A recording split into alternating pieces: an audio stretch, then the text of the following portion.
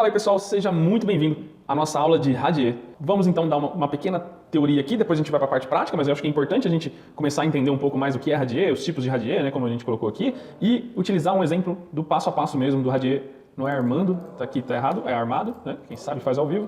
E aí a gente vai pegar tudo isso aqui e fazer depois a prática. Então vamos lá. Primeiramente aqui, o que é Radier? O Radier é um tipo de fundação, né, superficial direta, que distribui toda a carga da edificação de maneira uniforme no terreno.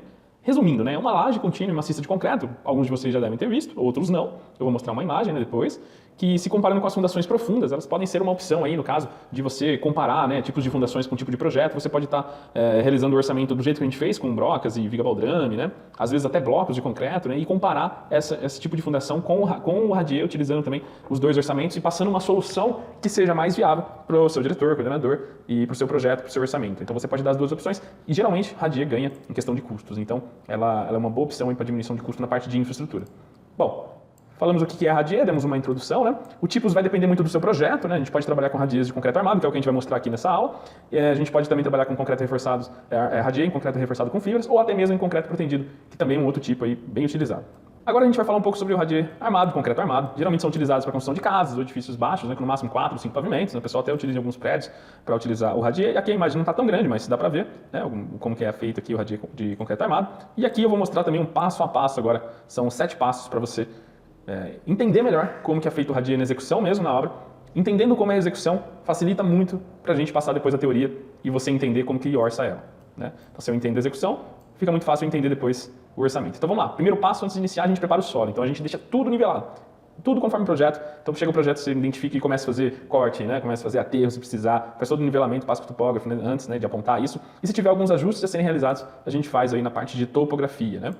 Depois o segundo passo é a gente executar toda a parte de instalações. Né? Então o segundo passo é instalações hidráulicas, de esgoto, instalações elétricas, né, com as caixas de passagens e tudo mais. A gente já deixa passado isso. Ó. Aqui tem um exemplo, né? O pessoal cortou aqui, ó, vai fazer essas passagens aqui sobre o Radier, né? Geralmente com envelopamento, né, de areia, essas coisas é feito essa etapa aqui, tá? A terceira é a parte de camada, né? A gente faz uma camada geralmente de brita, né, de 7 centímetros, né? E essa camada, ela serve para fazer o nivelamento do terreno, evitar o contato da armação com o solo, uma das principais características. A gente pode usar britão ou corrida, ou até mesmo pó de pedra.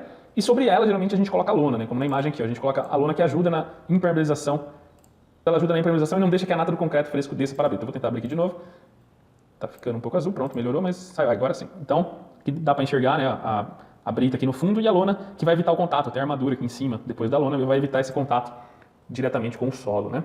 E no próximo passo, a gente já deu aí um spoiler, né, que é a parte de formas, né? Eu falei um pouco da armadura, né, mas na quarta etapa você vai fazer uma forma, né, no caso aqui é a metálica, e ela é muito utilizada quando você tem escala, você desmonta ela, leva para outras obras, né? E também observe que os encontros de travamento das peças, elas têm que ser verificados antes da concretagem. Então é muito importante, né, você verificar todos os cantos aí das peças antes de ser concretado. O quinto passo é a parte de armadura, que eu já tinha falado, né? Já tinha dado, que eu falei que eu antecipei um pouco. Aqui está a armadura em cima da lona, né? Tem alguns espaçadores aqui, os caranguejos para ter esse cobrimento correto, né? E na armação tem atenção para o cobrimento mínimo das telas e posicionamento de armaduras de arranque dos ferros de para-raios, se tiver, né?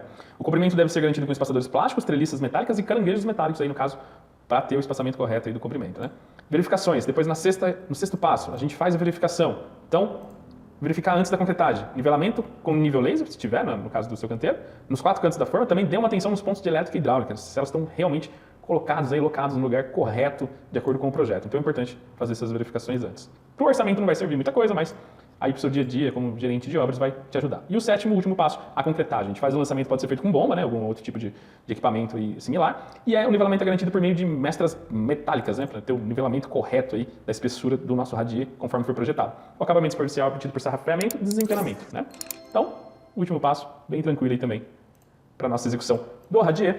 Agora a gente vai partir por uma parte mais prática, né? A parte teórica a gente encerra aqui.